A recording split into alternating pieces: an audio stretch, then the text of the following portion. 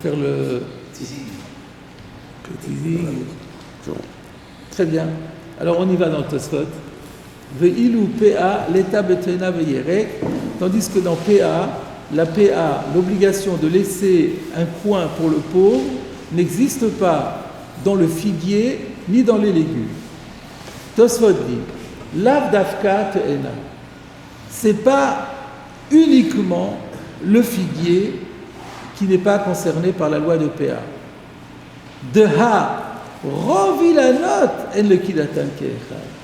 Parce qu'en fait, la plupart des arbres fruitiers, eh ben, on peut dire que dans la plupart des arbres fruitiers, la cueillette ne se fait pas en même temps. Les pommiers, par exemple, les pommiers, ben, vous n'avez pas toutes les pommes qui deviennent mûres d'un seul coup. La plupart des fruits, c'est pas comme ça. C'est quand même sur une période assez courte, alors que la figue, c'est une période longue, je crois. En tout cas, c'est pas. En fait, sur quoi Tosfot s'appuie? Il ne s'appuie pas sur des recherches d'ordre agricole. C'est comme d'habitude, il s'appuie sur les textes. Regardez la suite. Ve'einan rak shmone ilanot. Il y a en tout et pour tout que 8 arbres qui sont le kitatan geachat. De toutes les sortes d'arbres fruitiers, il n'y a que 8 sortes où on peut considérer que tous les fruits viennent en même temps. Comment on le sait? De Chashiv, de Perekama, de PA, de Chayav, de PA. Parce que dans le premier chapitre du traité PA, Mishnah E, on énumère 8 arbres qui sont soumis à la loi de PA. Donc, s'ils sont soumis, c'est que le kitatan keachat. Il y en a en tout et pour tout 8. Donc ça veut dire que tous les autres, donc il y a combien? Je ne sais pas combien d'arbres fruitiers il y a, mais il y en a beaucoup plus que 8. Donc la majorité n'est pas dans les 8. Donc ça veut dire qu'il y a une majorité en réalité qui n'est pas concernée par PA. Pardon? De Rabbanan, vous dites? On n'a pas parlé encore, on ne sait pas encore si c'est de Rabbanan ou de Oraïta. On parle maintenant de l'obligation en tant que telle. De Pashtout, on a exclu ici, puisqu'on a dit que...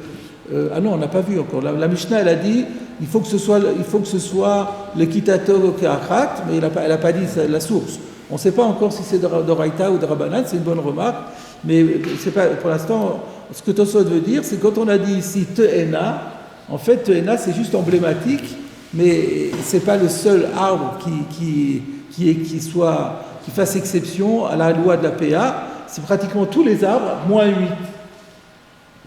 Alors je voulais quand même à ce stade vous signaler que le Rochash nous dit que dans un Tosfot, dans Rosh Hashanah, Daf Tetvav Amud Bet, Tosfot évoque la même difficulté et il dit Veshema Tana Veshiyer.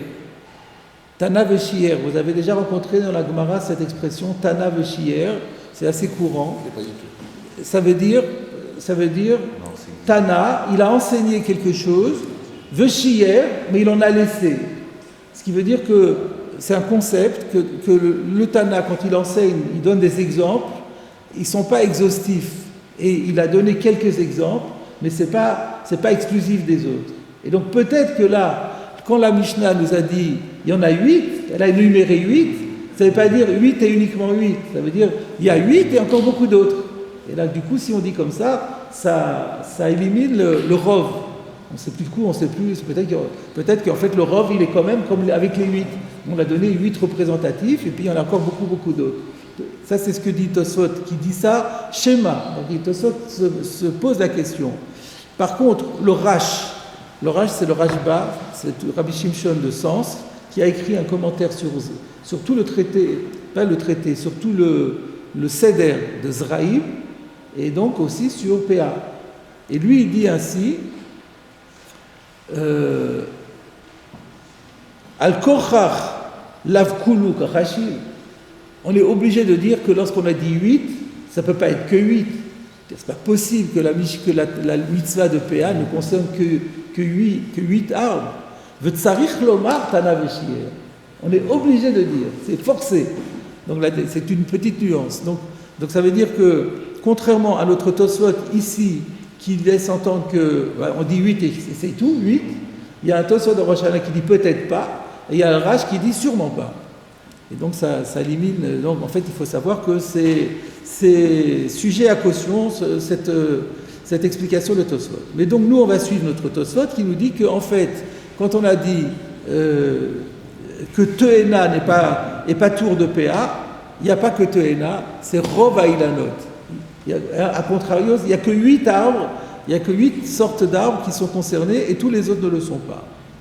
Alors la question se pose, mais dans ces conditions, pourquoi on n'a parlé que de Te'ena? Donc je continue dans Tosfot.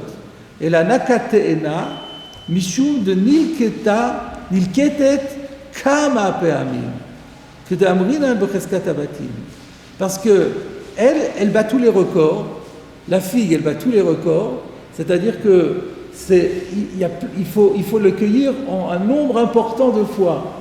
Alors que les autres, c'est, disons, en 2 fois, ou en 3 fois. Là, c'est un nombre incalculable de fois.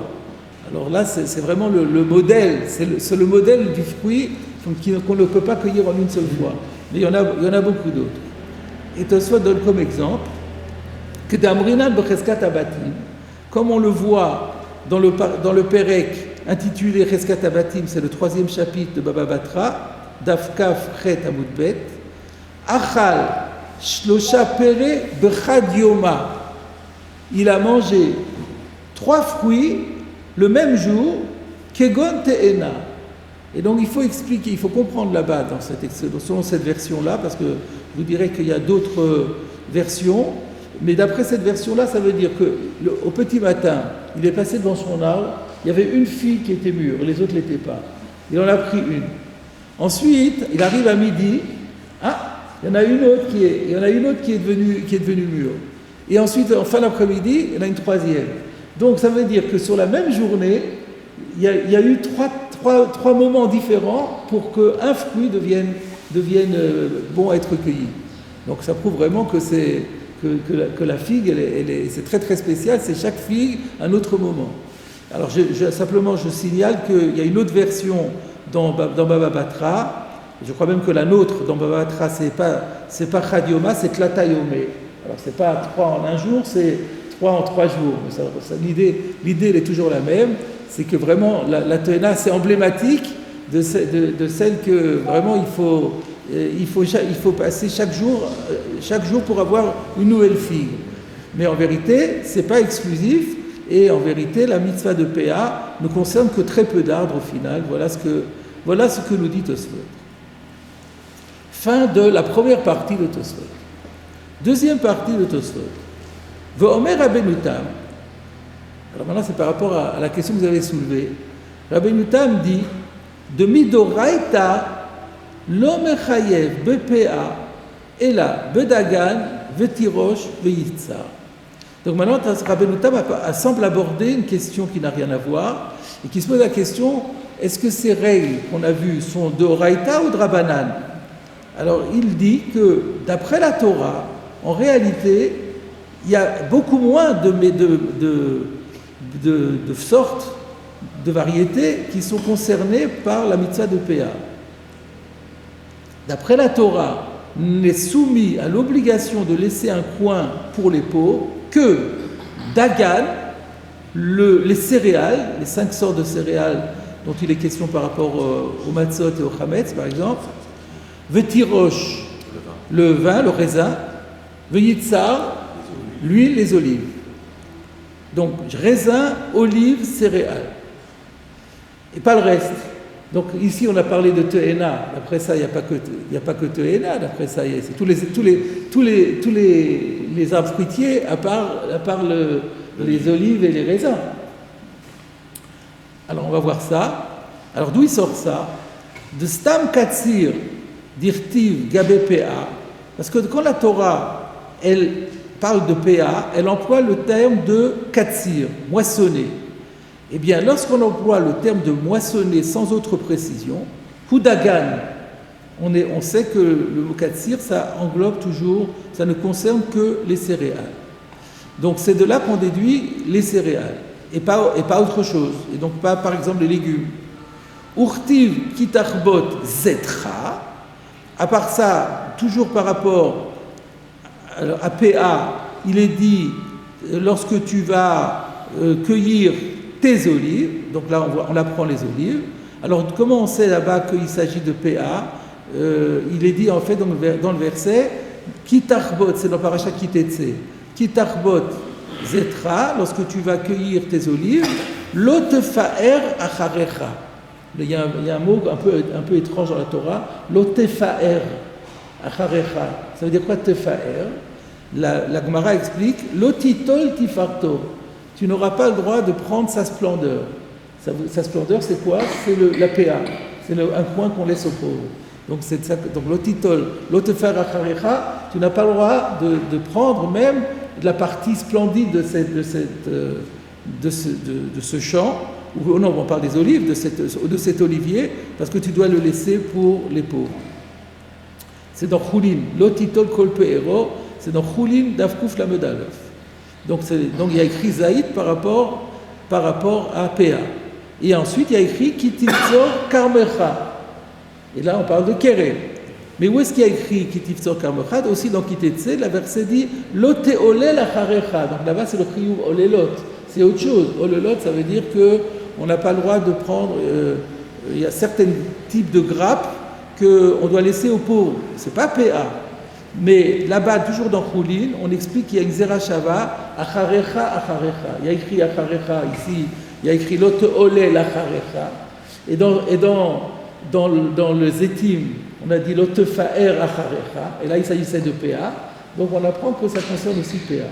Donc par le biais de la Xera Shava, on apprend que PA concerne aussi le Kérem.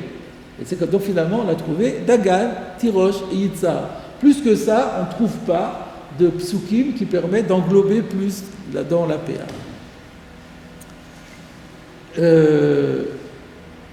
Alors maintenant, Rabbeinu Tam continue et dit V'had darish betorat kohanim. Et alors, la dracha qui est fait, l'interprétation qui est proposée dans le Torah de Kohanim, vous savez ce que c'est le Torah de Kohanim? C'est le Midrash Halacha sur le livre de Vayikra. Il y a écrit là-bas ainsi Yachol she'ani marbe kishu'in ou delu'im she'iyu chayavim bepea. J'aurais pu croire que j'englobe aussi les kishouïn, les concombres, les délouïn et les courges, chez Yiyu Chayavim Bepea, j'aurais pu croire qu'elles sont aussi englobées dans l'obligation de prélever la PA. Talmud Lomar, Uvekutzrechem et Ketzir Artzrechem. C'est pourquoi la Torah, elle a rajouté les mots, elle a dit à propos de la PA, lorsque vous moissonnerez la moisson de votre terre. Et là, on fait une dracha, Makatsir Sheu Ochel Venishmar, et c'est là qu'on retrouve, donc en fait, ce qu'on trouve dans la Mishnah qu'on a cité, Ochel Nishmar Gidulo Mina Haaretz, dans le Torah de Kohanim, c'est uniquement ça que Katsir vient exclure. Mais Katsir, donc, n'exclut pas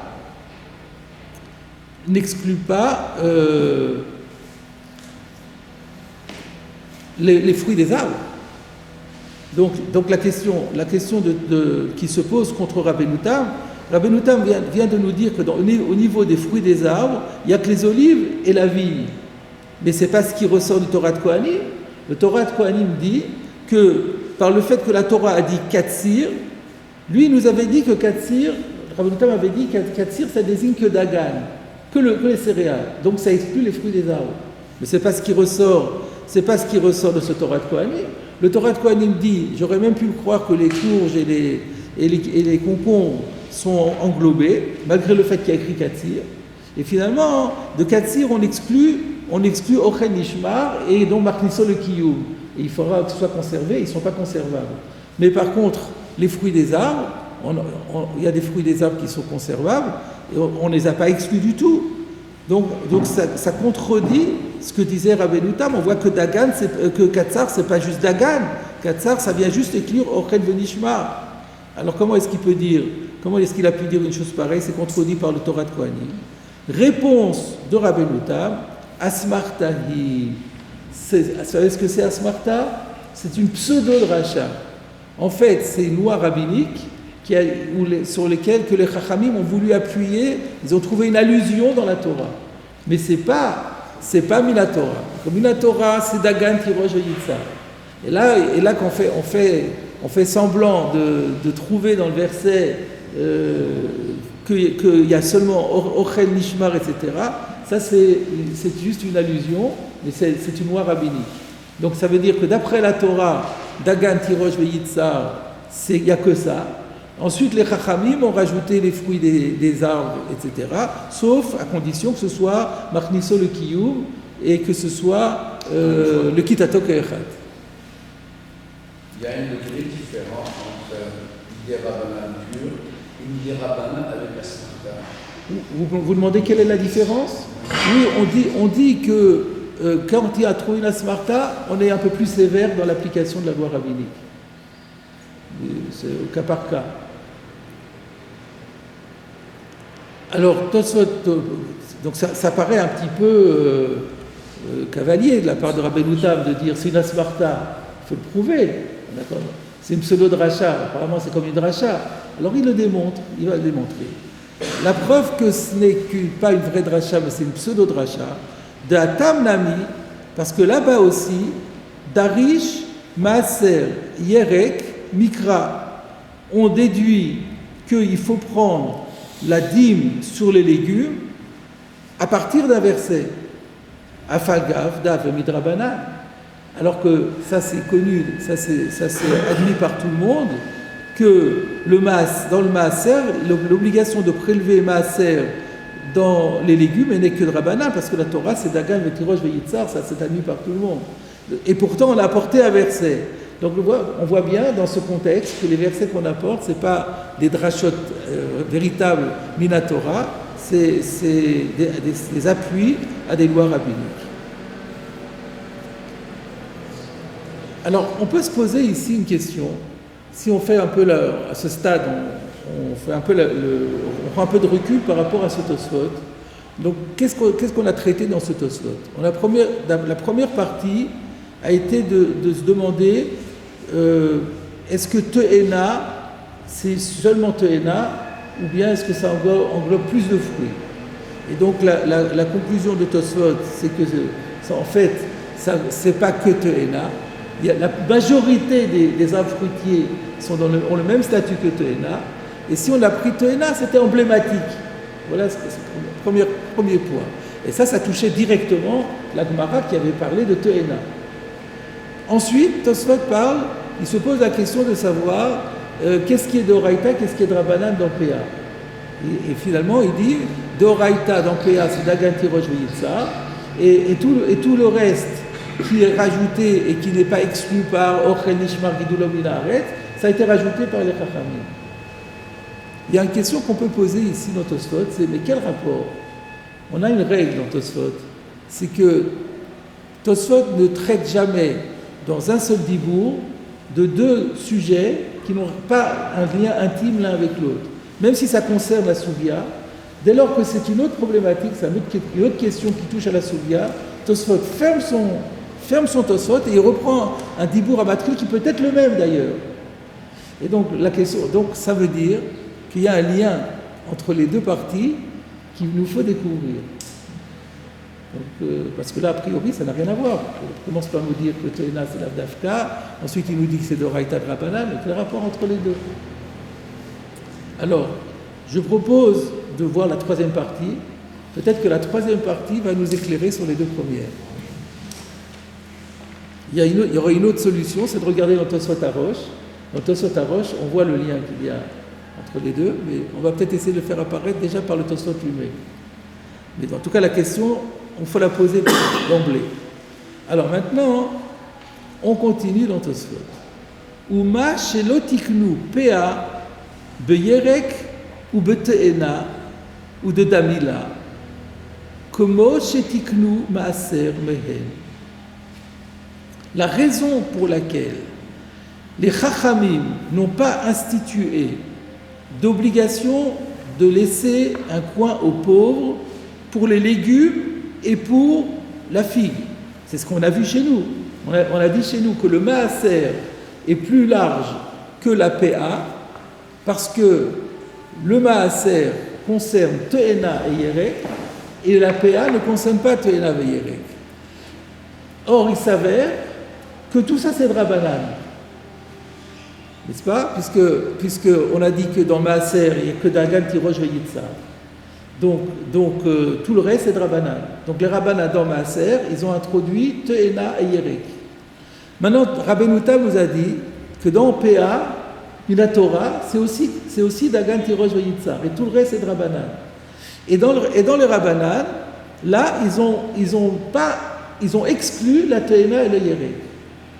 Alors, puisque c'est Drabanan dans les deux cas, pourquoi ils ont procédé différemment dans la PA par rapport au Maaser? Au niveau du Maaser, ils ont dit « Ah non, il faut prendre Maaser, Te'ena et Yerek ». Et au PA, « Ah non, on ne prend pas PA ». Pourquoi c'est différent? C'est ça la question. C'est ça la question de Rabbeinu Tam. « Ma shelo tiknu PA beyerek ou bete'ena ou de damila comme shetiknu Maaser me'en ». Et ça, alors ça c'est directement lié à la Gemara, puisque la Gemara dit que Maaser est plus élargi que PA par rapport à cela. Donc on peut se poser la question, dès lors qu'on a démontré que c'est Drabanan. Donc là, il y a un lien entre la deuxième partie et notre nouvelle partie, parce que c'est maintenant que Rabbeinu Tam nous a dit que Midoraita, PA ne concerne que Dagan, Tirosh et Yitzhar, on se rend compte que l'introduction des arbres fruitiers, etc., elle est Drabanan. Alors pourquoi ils ont exclu la Te'ena alors que dans le Maaser, ils l'ont inclus? Donc il y a un lien entre les deux. Si on avait dit que c'est d'Oraïta, on aurait dit bon, ça c'est d'Oraïta, ça c'est Drabanan, il n'y a pas de problème. Mais non, maintenant qu'on a dit que tout est Drabanan, alors pourquoi les Rabbanan procèdent différemment dans le Maaser et dans la PA? Omer Rabbeinu Tam dit Mishum de en le kitatan ke'echad davar mu'athu pe'adide. Parce que les arbres, comme le figuier, ou les fruits d'un même arbre, ne se cueillent pas au même moment. La PA devient quelque chose d'avar mu'at, devient quelque chose d'infime. Parce que déjà donc, au moment où je viens, il y en a très peu, et donc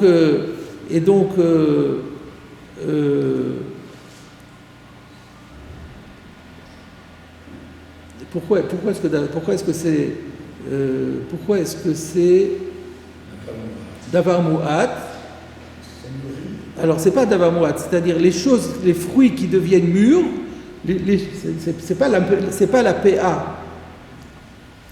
De en le kitatan ke'echad, c'est pas la PA, si il y a écrit PA d'idée. De en le kitatan ke'echad, davar mu'athu PA d'idée. V'yesh efsed le'ani'im ba yoter min ha'revach. Donc, c'est-à-dire que en fait, la PA sera une petite quantité, c'est-à-dire que quand le ani va venir, il ne peut pas s'attendre à trouver beaucoup de figues. Et il faudra qu'il en trouve une, et celle-là, ça sera bonne. Donc déjà, c'est pas énorme. Mais en plus, Yeshefsed la nimba yoter min ha'revach. Ils ont plus à perdre qu'à gagner avec ce type d'arbre. Pourquoi? Shemid batlim, parce qu'ils perdent leur temps. Le fichier El Yodim zban le kitatan, parce qu'ils ne savent pas quand est-ce que ça va être cueilli. Donc il faut tous les jours ils doivent passer, quand est-ce que le propriétaire cueille, quand est-ce qu'il cueille, quand est-ce qu'il va me laisser la PA. Donc ils vont passer ils vont perdre leur temps à observer l'arbre, à observer les fruits pour savoir quand est-ce que le propriétaire va le cueillir et pour savoir où est la PA qui va être désignée. Et cette PA, de toute façon, elle sera la portion congrue.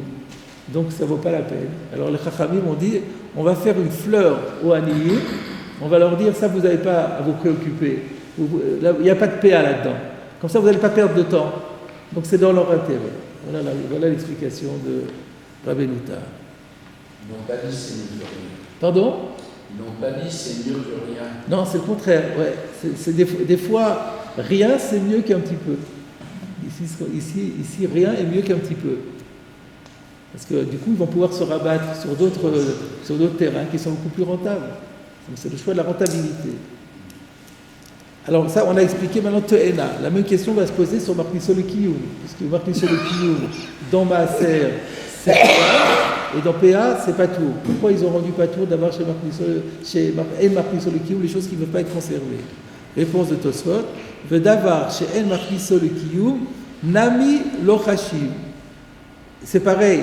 C'est le fait qu'on ne peut pas le conserver, c'est pas important. Donc là encore ils vont perdre leur temps en investissant tout leur temps à prendre des fruits, des légumes qu'ils ne vont pas pouvoir conserver. Donc au bout d'un certain temps ça va pourrir. C'est pas utile pour eux. Il ferait mieux de se rabattre sur des champs de blé, des champs de maïs, des choses qui peuvent durer très longtemps. Et là, ils vont non seulement les garder, mais ils vont les prendre pour tout de suite, mais ils vont pouvoir faire des réserves pour la suite.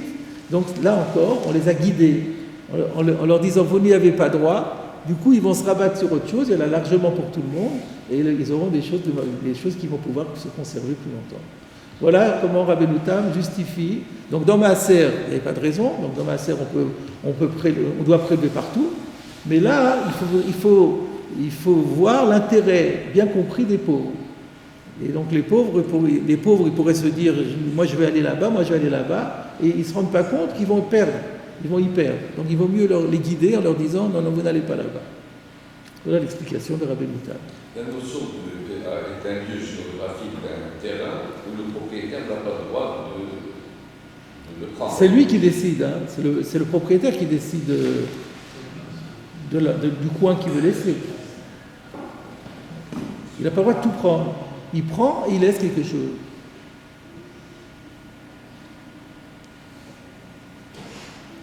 Alors, il reste donc le lien entre la deuxième partie et la troisième partie, on l'a expliqué, mais on n'a pas encore expliqué le lien avec la toute première partie.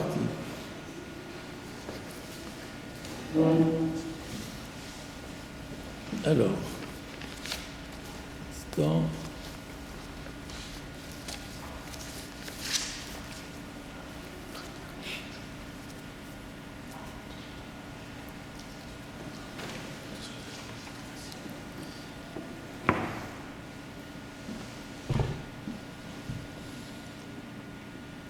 alors, en fait, comme je l'ai dit tout à l'heure, le plus simple, c'est de regarder le Tosfot Arosh.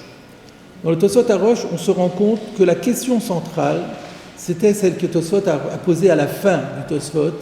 Pourquoi Chazal, c'est-à-dire les rabbins, ont institué qu'il faille prélever les prélèvements de la dîme et autres dans les figues et consorts et dans les légumes, et ils n'ont pas fait la même loi dans PA. Ça, c'est la question de base. Mais il y a une réponse que Tosfot n'a pas citée ici, qui est citée dans le Tosfot Arosh, de Rabbeinu Porat. Bon, Rabbeinu Porat est un Baal Tosfot souvent cité, qui a répondu la chose suivante, que le Maaser, Midoraita, n'existe que dans Dagan, Tirosh, Veitza.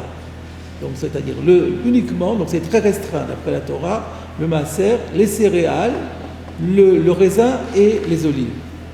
Et donc, les fruits des arbres, c'est les Rabbanan qui les ont rajoutés. Tous les fruits des arbres.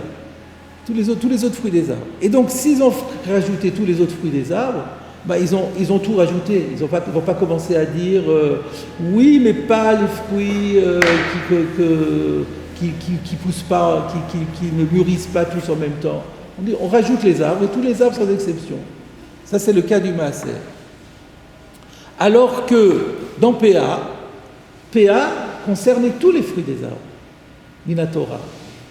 Et donc, ils n'ont pas. Et simplement, la Torah, elle dispensait les Te'ena, comme on a vu comme a l'air de le dire le Torah de Kohanim qui a été cité par Tosfot, qui disait que du mot Katsir, on n'exclut pas tout, on exclut seulement Ochel Nishmar Gidulo Minares et Likizato Kachat et Martiso le Kiyou. Donc, ça veut dire que d'après la Torah, tous les fruits des arbres étaient concernés, sauf la Te'ena et consort. Alors que les Chachamim viennent faire une takana juste pour ça, ça ne valait pas la peine. Vous avez compris, si la Torah, elle excluait tous les fruits des arbres, et les Chachamim ont dit c'est pas possible, on va rajouter les fruits des arbres. Alors maintenant se pose la question, est-ce qu'on va faire des exceptions dans les fruits des arbres? Ben non, si déjà on rajoute les fruits des arbres, allez, on rajoute tous les fruits des arbres. On rajoute les légumes, on rajoute tous les légumes. Mais lorsque la Torah nous dit PA, ça concerne tout, sauf légumes et maknisol le kiyum. Donc là, c'est déjà très restreint. Est-ce que nous, on va faire une takana que pour ça? On ne fait pas une takana. On ne fait pas une takana juste pour Toena et maknisol le kiyum. On fait une takana quand c'est global. Donc quand il faut rajouter tous les fruits des arbres, on rajoute les fruits des arbres sans faire de différence. Mais faire juste une takana pour rajouter les fruits qui mûrissent progressivement, c'est pas la peine. Et de même pour les légumes. Voilà ce que disait Rabbeinu Porat. Et donc, et si on regarde dans Rashi, il semble bien que Rashi soit de cet avis aussi, parce que quand Rashi dit, il y avait deux Rashi,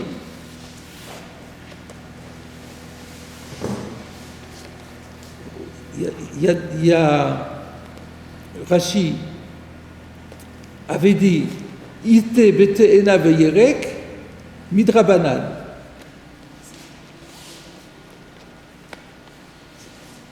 Ça c'était sur quoi? Ite bete ena veyerek midrabanan, c'était sur le maaser. On l'a lu tout à l'heure.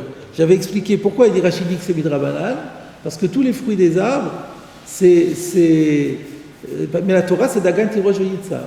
Donc c'est comme Rabbeinu Porat, que dans le Maaser, il n'y a que Dagan, Tirosh, Yitzhar, et donc c'est les Rabbanan qui ont rajouté Te'ena Veyerek. Et ensuite le Rashi suivant, Kol Sheu Ochel, de Gabé Pea Katsir Ketir, Ma Katsir Meyuchat Sheshbo Kolelu.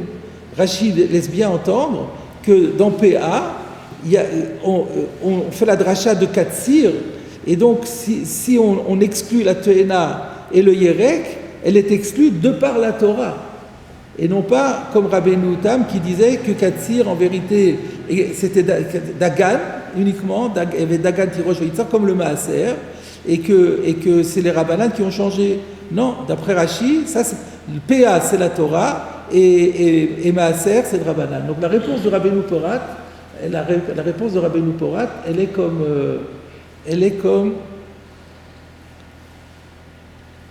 Rashi. Elle est comme Rashi. Alors maintenant, la question se pose.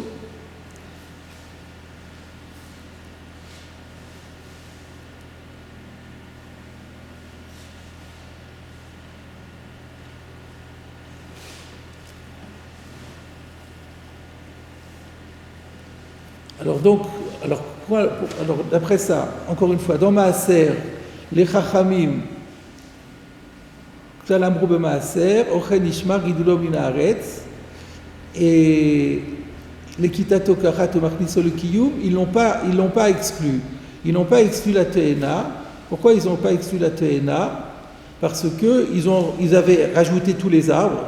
Donc pour rajouter tous les arbres, il n'y a pas de raison d'exclure la Te'ena. Par contre, pour PA, où tous les arbres étaient déjà inclus, qu'on fasse une takana pour inclure la Te'ena et le Yerek, alors que la Torah les a exclus, il n'y avait pas de raison de le faire. Donc voilà la réponse de Rabbeinu Porat et de Rashi. Donc je reprends encore une fois, pour que ce soit bien clair. Donc la question était, pourquoi il y a une différence entre PA et Maaser par rapport à deux choses?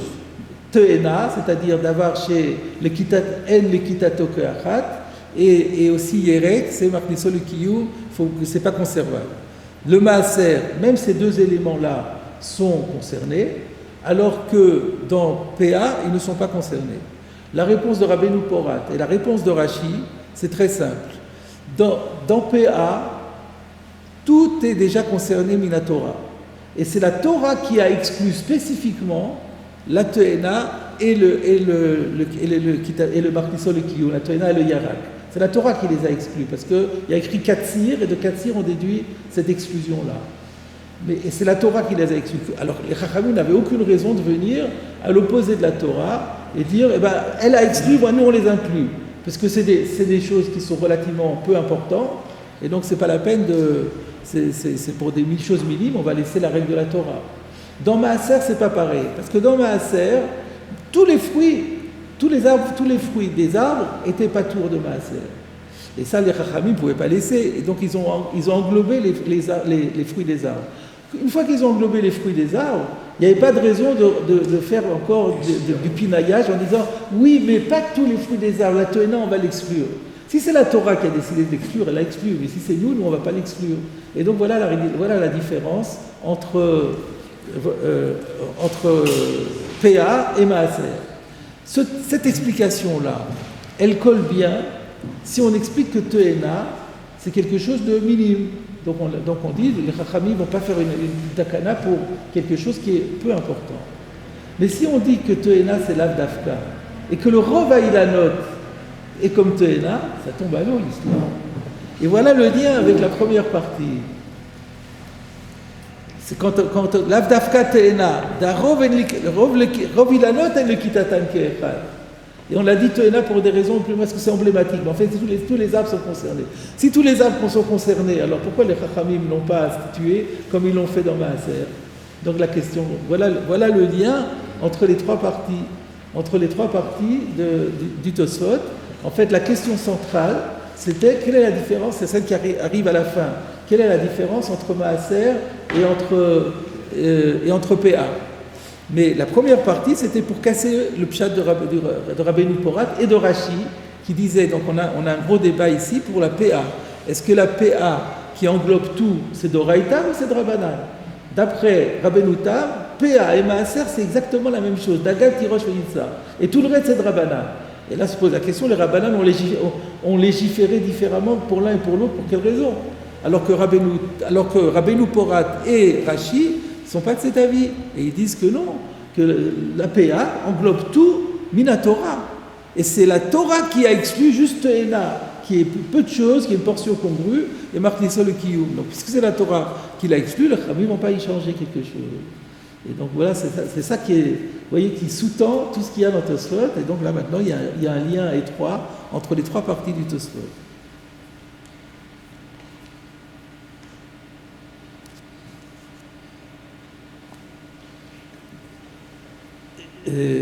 D'ailleurs, alors donc j'ai dit que d'après donc le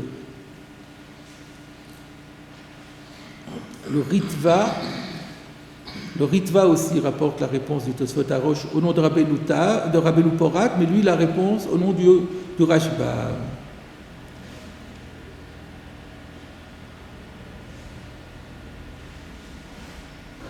Ok. Quoi d'autre encore? Alors maintenant, là, va se poser la question, si on se pose la question sur Rabbeinu Tam a attaqué Rabbeinu Porat et Rashi en leur disant comment vous pouvez dire que Toéna c'est peu de choses alors que c'est Rov Ilanot, puisqu'il y a écrit, il y a que Shmona Ilanot qui sont concernés par PA, d'après la Mishnah de PA. Vous voyez bien que Toéna, c'est la plupart des arbres sont comme Toéna. C'était ça la question de Rabbeinu Tam. Alors nous, on a déjà donné la réponse par le Rochash, qui citait le Tosfot dans Rosh Hashanah, et le Rash, qui disait, mais non, lorsqu'on a dit 8, c'est Valav Dafka 8, c'est Tana Veshier. Et Toéna, c'est pas le Rov, c'est le Miyut. Donc voilà comment on résout le débat entre... Donc Rabbeinu Tam, lui, il les attaque parce qu'il a compris que le Rov des Ilanot, ils sont Elikidato Ka'achat, et Rashi, il dira, mais non, c'est pas le Rov... Quand on a dit Shmoné, c'était un exemple, mais le Rov d'Ilanot, ils sont tous soumis enfin, ils respectent la règle de l'Ekitato Ka'achat. Alors là, c'est un petit problème parce qu'on a comme une marloquette de Metsiout. Il faudrait faire une enquête auprès des spécialistes agricoles pour savoir quels sont les... Alors peut-être en fait on arriverait à... Il est possible qu'on n'ait pas les mêmes critères, parce que le Kitato Ka'achat, c'est pas très clair comme définition. Est-ce que ça veut dire...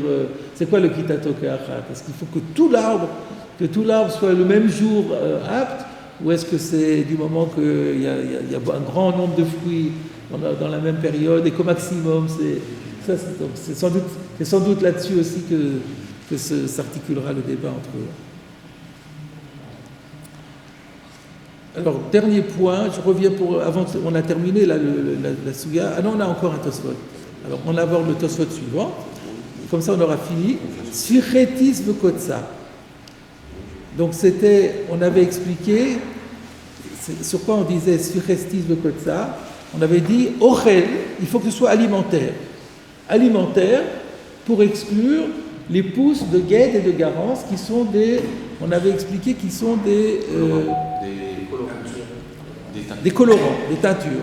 Alors, avant peut-être de faire le Tosfot, je voulais revenir sur un Rashi. Rashi avait dit guêde et garance. Il avait dit pourquoi on parle de sfichim, parce qu'il dit que l'essentiel c'était les racines. Et j'avais dit, ça marche pour, je me rappelle plus, ça vrai pour la garance. La garance c'est une couleur rouge. Et c'est vrai que la couleur rouge s'extrait essentiellement des racines. Donc c'est normal qu'on parle des sfichés. Mais par contre, j'avais eu un problème avec la guêde qui est pastel, couleur pastel. Et là, c'est la feuille qui donne la couleur. Et donc, comment expliquer que Rashi disait que la racine est l'essentiel. Alors, j'ai trouvé une solution, parce que c'est vrai que la couleur, elle est extraite de la feuille, mais la racine sert à faire des infusions comme médicament contre la grippe. Ça, je ne sais pas si on le sait encore, mais en tout cas, ça servait à ça. Et donc, du coup, ça peut être le pshat dans Rashi, c'est que on parle de sfichim parce que c'est pas tant que il y a une double application dans la guêde. Il y a la feuille c'est vrai, c'est pour la tenture, mais les racines c'est important aussi. Donc on les cueille pas tant qu'on n'a pas une des grosses racines, parce qu'avec les racines on va faire des infusions contre la grippe. Alors maintenant on va étudier le Tosfot. Sfiché stis vekotsa. Hadelo ka'amar stam limute midi de la ochel. Tosfot pose une question simple. On a dit il faut que ce soit, il y a écrit ochel, il faut que ce soit mangeable, il faut que ce soit comestible. Alors on a dit pour exclure quoi? Pour exclure la guêde et la garance. C'est pas ça qu'il fallait dire. Pour exclure tout ce qui n'est pas comestible. Pourquoi la Gemara ne dit pas tout simplement on a exigé que ce soit comestible et on exclut tout ce qui n'est pas comestible? Qu'est-ce que j'ai besoin d'exclure spécifiquement guêde et garance? C'est ça la question de Tosfot. Hadelo ka'amar stam, la raison pour laquelle on n'a pas dit, sans aucune précision, l'imouté midi de la vochel, on vient exclure quelque chose qui n'est pas comestible. Et là, nakatani, et au lieu de cela, on a pris ces deux-là en spécial. Pour quelle raison? Omer ri, le ri explique. Mishum de ktsat emruim lachila. Parce qu'en réalité, ils sont un peu comestibles. À la rigueur, on pourrait les manger. Le kamash malan, et c'est ça qu'on est venu nous enseigner, d'un filouari, que malgré leur caractère un petit peu alimentaire, en PA no eged baen, PA ne s'applique pas à eux. C'est-à-dire que pour que PA s'applique, il faut que ce soit parfaitement comestible. Mais si c'est légèrement comestible, ce n'est pas suffisant. C'est pour ça qu'on a donné ces deux exemples-là à titre de chidouche. V'chein matzah Rashbam b'tshuvat Rashi. Rashbam, qui est le petit-fils de Rashi, a trouvé un responsable de son grand-père qui donnait cette réponse-là, qui disait on a parlé de ces deux choses-là parce qu'ils ont un caractère un peu alimentaire. V'ad nakat sfichim. Alors maintenant, Tosfot aborde la deuxième question que Rashi avait déjà abordée dans son commentaire. Que tu me parles de stis et kotsa, guêde et garance, d'accord, on l'a expliqué. Mais pourquoi on met l'accent sur les racines? Michou, alors là, Tosfot, c'est intéressant, parce visiblement, il ne sait pas. Shema, stis, vekotsa, atzmam, emnam, ru'yim, klal, lachilat adam. Velo avechidush.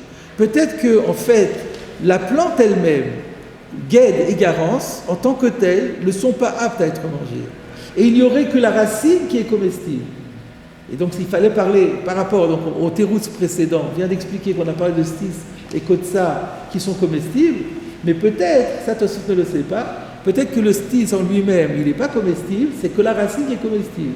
Ce qui correspond bien avec ce que j'ai dit, qu'avec la racine, on fait des infusions. Donc c'est un peu comestible. Mais c'est la racine, pas les feuilles. Donc si on dit comme ça complète. Alors comme en plus la réponse de la première réponse, on la trouve dans la Tchouva de Rashi, donc c'est compatible avec le commentaire de Rashi. Et donc on peut expliquer qu'on a parlé des racines parce que les racines, elles ont un caractère alimentaire légèrement en tant qu'infusion et en tant que médicament. Mais Tosfot n'est pas sûr de lui. Alors il propose une autre réponse à l'envers. Au schéma, enochel gamour v'lo matinan. Ou alors on peut dire le contraire. C'est-à-dire, Tosfot dit, moi je ne sais pas du tout ce que Stis et Kotsa, peut-être que Tosfot ne sait même pas ce que c'est que Stis et Kotsa, il n'est pas certain que ce soit guet des garances, parce qu'on a vu que même dans Rashi, il y a différentes explications sur ces mots-là. Donc Tosfot dit, il peut y avoir deux solutions. Soit Stis et Kotsa, la partie feuillue n'est pas du tout consommable, et dans ce cas-là, il fallait parler des sfirim pour que ce soit pour qu'il y ait le chidouche, que même quand c'est un peu comestible, c'est quand même pas tour de PA. Ou à l'inverse, peut-être que c'est très comestible, et donc si c'est très comestible, ils ne sont pas exclus. Et donc c'est-à-dire qu'ils sont chayav de PA. Et la seule chose qui ne serait pas tour de PA, ce serait les racines. C'est un peu compliqué ça. Ça veut dire que le propriétaire, il a le droit de couper les fleurs, la plante, parce qu'elle est comestible. Donc, non, le contraire. Comme schéma Emochel Gamour, comme c'est comestible, il doit le laisser au pauvre. Mais la racine, comme la racine, elle n'est pas comestible, alors là, il peut la couper. Et c'est pour ça qu'on a dit Sfiche Stis Vekotsa n'est pas concerné par PA, parce que Stis Vekotsa sera concerné par PA. Donc il y a deux solutions. Soit on n'a pas parlé de Stis et Kotsa parce qu'il n'y a pas de tridouche, ou alors on n'a pas parlé de Stis Vekotsa parce que le din ne s'applique pas. Donc c'est vraiment une chose et son contraire. Mais en tout cas, les questions sont bien celles qui ont été posées. Pourquoi on a parlé de Stis et Kotsa? On aurait pu dire de manière générale. Donc il faut trouver une particularité qui donne un chidouche. Et pourquoi on a parlé des sfichim? Pourquoi on a mis en valeur les sfichim? Rashi avait dit on a parlé des sfichim parce que c'est ça le ikar. Il laissait entendre que c'était par rapport, comment il avait dit, qu'est-ce qu'il avait dit Rashi? V'had nakat hani non. L'achina katsfichim d'en derech l'oktan b'shana shel Israël אלא לסוף 4 שהשורשים משפשתים בארץ ומשביחים ושורש שלהן עיקר. Alors est-ce que c'est Ikar, ce que j'ai dit, Ikar par rapport à la couleur ou Ikar par rapport aux infusions qu'on peut en faire? On a terminé la première problématique de cette soubia qui était Klal Gadol. Donc on sait maintenant que Gadol, c'est parce que Shabbat est plus large que Shvi'it, qui est plus large que Maaser, qui est plus large que PA. Alors il nous... Pardon? Le champ d'application qui est plus étendu. Voilà, on retiendra ça. Et ce qui nous a permis aussi de rentrer dans un certain nombre de domaines qui n'étaient pas du tout liés au Shabbat, comme la Shemitah, comme le Maaser, comme la PA. Et on a découvert aussi les concepts de Sfichestis de Kotsa. Et cette étude, elle a été très perspicace et approfondie dans tout ce qui est comparable. On fait une étude comparative, et il est en train de nous dire attention, ne mélangez pas. Est-ce que les conclusions qu'on tire de cette Mara ont été utilisées dans tous les cas où il y a une étude comparative? C'est-à-dire que là, on a vu, on est rentré dans le détail. Et on a vu, il ne faut pas faire telle comparaison, il faut qu'il y ait... Est-ce que les conclusions de cette étude ont servi à toutes les études où il y avait une étude comparative? On a dit, attention, dans tel Mara, on exclut telle chose. Non. Ou est-ce qu'à chaque fois qu'il y a une étude comparative, on remet toute la problématique? Oui, là, en plus, il y a une marque loquette. Rashi a dit telle chose et Tosfot a dit telle autre. Donc c'est au cas par cas. À chaque fois, c'est transposable. Oui, je pense que c'est uniquement dans... La logique, c'est la réflexion est la même partout et les critères sont les mêmes et c'est appliqué au cas par cas. Il n'y a pas de leçon à conserver pour d'autres sujets, je ne crois pas. Ce qui avait paru un peu curieux dans le Tosfot, c'est quand il disait au départ qu'on ne pouvait pas dire Shabbat et Shmita étaient plus grands que Naaser. Parce que entre Shmita et Shabbat, il y avait un domaine plus large entre eux où il n'y avait pas. Voilà. Mais en fait, le référent c'était quand même Naaser. Donc par rapport à Naaser, les deux étaient plus grands. Ça paraissait un peu forcé cette introduction de l'idée qu'il faut pour comparer Shmita et Shabbat par rapport à Naaser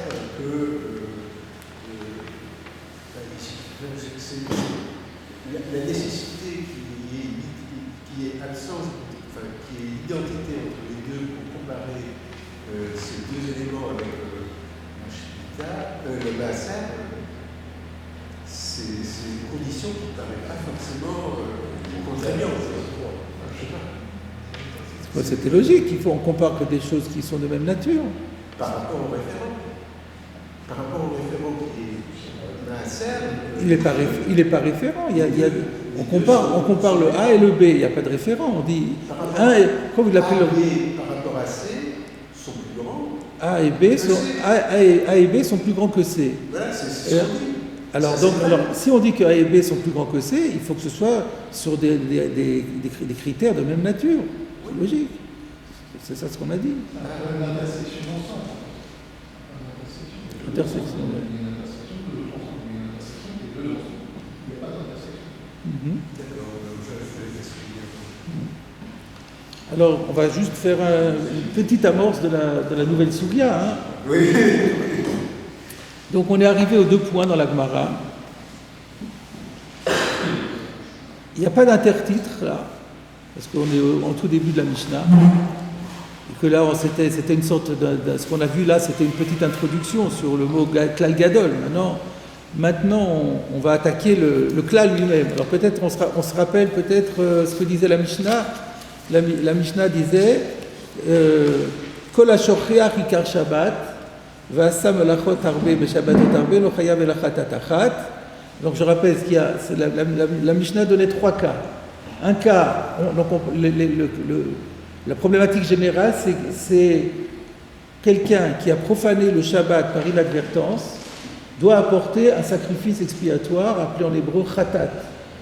La question de cette Mishnah est de savoir combien, quand il en a commis plusieurs, dans le même oubli, combien de sacrifices doit-il apporter. Et la Mishnah nous dit qu'il y a 3 cas de figure. Il y a un cas de figure où il a pu profaner le Shabbat un nombre très important de fois avec toutes sortes de melachot, parce qu'il y a 39 travaux, on a le choix pour profaner le Shabbat de nombreuses manières et répétitives. Il y a un cas où en tout et pour tout, le jour où il découvre ses erreurs, il apportera un korban. Il y a un cas où il apportera autant de korbanot que de shabbatot. Et il y a un cas où il apportera autant de korbanot que de melachot différents. Ce sont les... Alors revenons au premier cas. C'est quoi le cas? Quel est le cas où il n'apporte en tout et pour tout qu'un korban? C'est de ça qu'on parle pour commencer. La Mishnah disait Shocheach ikar Shabbat. Il a oublié l'essence même du Shabbat. Est-ce qu'il y avait un Rashi? Rashi nous disait Kasavour en Shabbat Batora. Le deuxième Rashi de la Mishnah, Kasavour en Shabbat Batora. Il pense que Shabbat n'existe pas dans la Torah. Il n'est pas au courant qu'il y a un concept de Shabbat dans la Torah. Par rapport au moins à l'interdit de travailler. Peut-être qu'il sait que Dieu s'est reposé le 7e jour, et il fait le kidouche, il allume les bougies, peut-être. Il y a des gens comme ça pour qui Shabbat, très souvent, je rencontre des gens, ils me disent oui, mon père il fait kidouche et ma mère elle allume les bougies. Ça s'arrête là. Et donc les travaux, ils ne savent pas.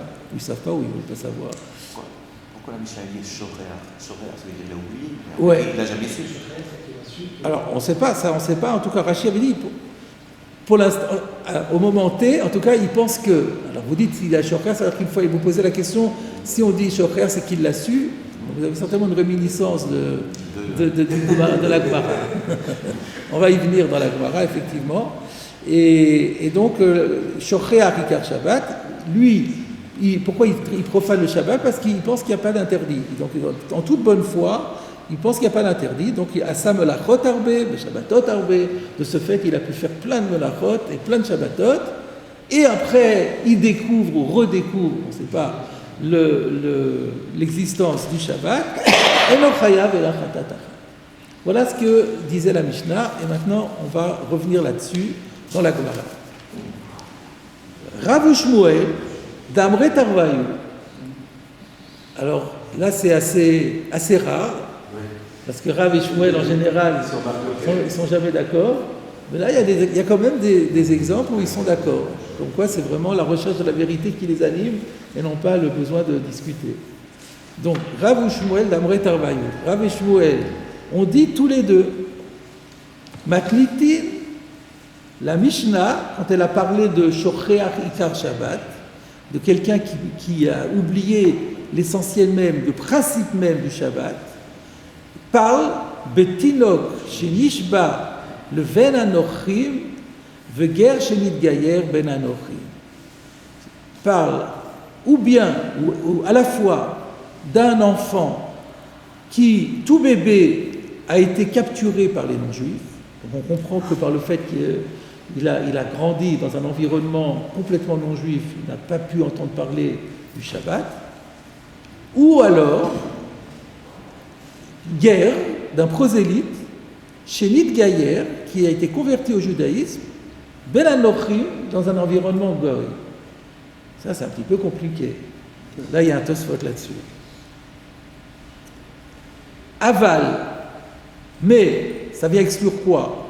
Mais, Ikir. Alors non, ça s'arrête là. Après, c'est la Gemara qui pose déjà la question. Non, j'avais sauté de ligne, excusez-moi, je continue. Aval, Ikir, Ulvasov, Shachar. Mais si il a connu le Shabbat dans sa jeunesse, et plus tard, il l'a oublié, Chayav al kol Shabbat ve Shabbat. Là, il va devoir offrir autant de sacrifices que de jours de Shabbat profanés. Est-ce qu'il y a Rashi? Oui, il y a un Rashi. Matnitin de Patar b'chat chatat. La Mishnah qui a dispensé pour obtenir l'expiation avec un seul sacrifice, donc elle a dispensé d'offrir plus qu'un seul sacrifice, c'est Betinok Shenishba, avec un enfant qui a été fait prisonnier. Rashi, Velo Yada Shabbat Meolam. Et donc l'idée c'est qu'il n'a jamais eu vent du Shabbat, il n'a jamais eu connaissance du Shabbat de sa vie. Aval, Ikir ou le Vasot Shachar. Mais par contre, s'il l'avait connu et qu'ensuite il a oublié, Havele que Shocheach Shayom Shabbat. Il aura le même statut que quelqu'un qui sait parfaitement le Shabbat, mais qui s'est trompé de jour et qui a cru qu'aujourd'hui c'était Shabbat, qui a oublié qu'aujourd'hui c'était Shabbat, Veyodea Ikar Shabbat, et qui sait il sait ce que c'est que le Shabbat, le principe du Shabbat, mais s'est trompé de jour, Vechayav al kol Shabbat de Shabbat, sur lequel on a dit qu'il serait Chayav pour chaque Shabbat. Donc voilà ce que nous dit Rav et Shmuel à ce stade, c'est que on ne parle ici que de quelqu'un qui n'a jamais eu la connaissance du Shabbat. Mais s'il a eu connaissance du Shabbat et il a fini par oublier, eh ben, dans ce cas-là, il sera chayav pour chaque Shabbat. C'est assez étonnant que Rachid ne que le premier cas, pas le cas de... Oui, bon, parce que c'est pareil. Il explique Tinok Shenishba, quelle est la caractéristique, et du coup on comprend que pour le guerre c'est la même chose. La question qui se pose, c'est comment un guerre a pu... Voilà, c'est ça la question. Et cette question-là, c'est Tosot qui va la soulever, et nous la verrons si Dieu veut la semaine prochaine.